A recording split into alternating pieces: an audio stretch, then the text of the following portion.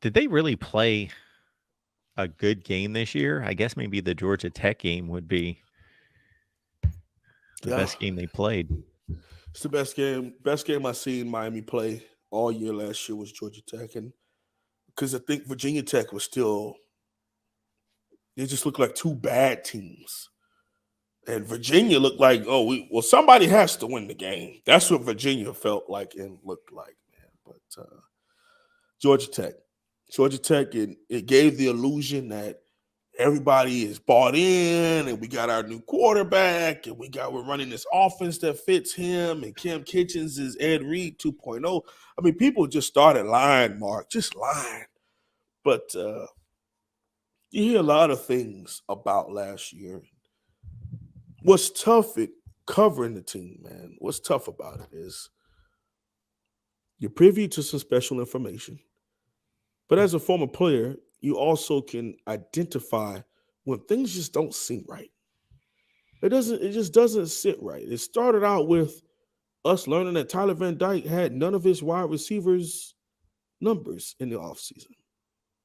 Started out with following these guys on social media, and it looks like some of them don't even hang out with each other. Hmm. He didn't have their numbers. He couldn't contact them. Mark, he had Wow. no receiver's number in his phone.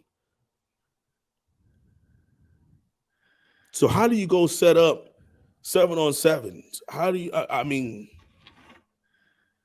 and I don't even know if you could put that on Manny Diaz or Rhett Lashley or the previous staff. Like, how is that not a thing?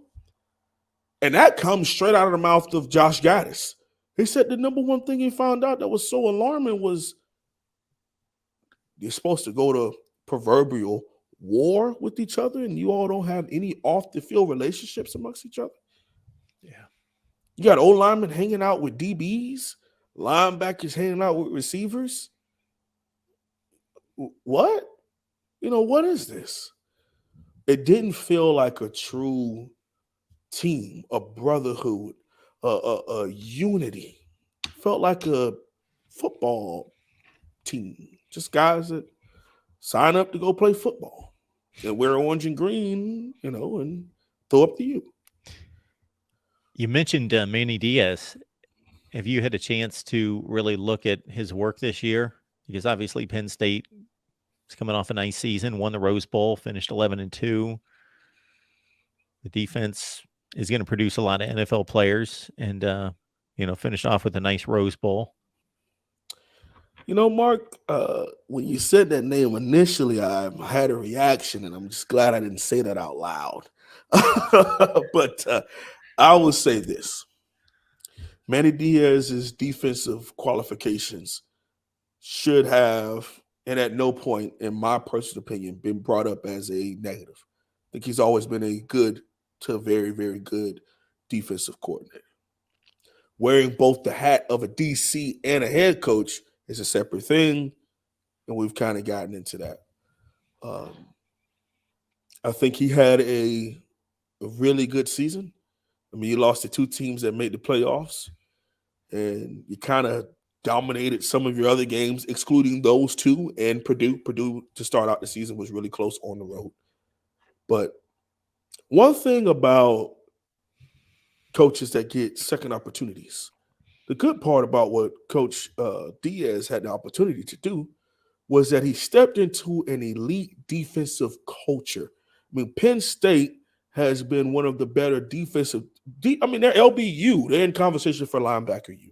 LeVar Arrington and Navarro Bowman and insert name here. What's the young man for the Cowboys? Sean Number Lee. 11. Sean Lee. Yeah, Sean Lee with the Penn Oh, State Sean too. Lee. Talk But about the edge rusher. oh my word, yeah, he's tearing it up. Mika Parsons. Micah Parsons. Michael. Micah Yeah, Parsons. Yes, Penn State. absolutely. So they have a great culture on that side of the ball. Now, they had been a 3-4 team and a nickel on third downs, but now they were able to bring in this 4-2-5 that Coach Cristobal brings in. Coach Diaz brings in. And Coach Diaz is one of those uber aggressive flying at you kind of DCs. It bit him in the behind against Michigan, kind of bit him in the behind against Ohio State, because one thing about blitzing, Mark, especially man blitzing, which he specializes in, when you man blitz and it starts to pop, as they call it, or spill, as they call it, or touchdown is another other term they like to use. Uh, no one else is there to help. Okay, so if you don't funnel it back inside, if you don't spill that pulling guard, if you don't keep everything or get the TFLs, it's a really feast or famine kind of thing. Now, over his time this season, I evaluated the fact that he he got away from his safety blitzing, and he went more to his nickel and striker blitzing, which maintained what? One high. He kept somebody over top to help tackle just in case it does spill or pop. But it's still a feast or famine kind of approach. And he joined an elite culture. He also joined a very stacked defense, because I think they were 11th last year.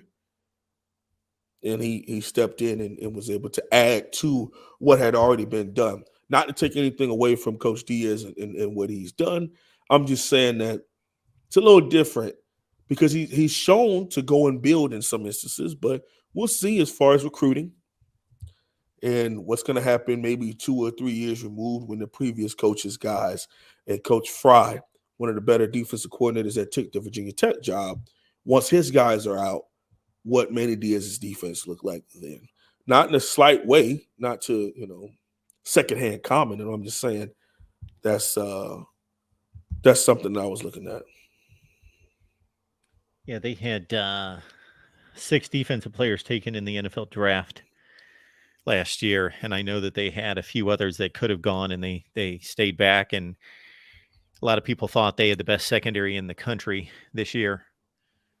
Hey, I think they played very, very well. Now, they got lucky that that young man got hurt now. The Utah quarterback. What's his name? That could be. Because Yeah, that made it easier. Right. And then it got to a point where it looked like they couldn't even move the ball no more. So, and he took full advantage of it. Once you smell blood in the water, do it. Because they will do it to you.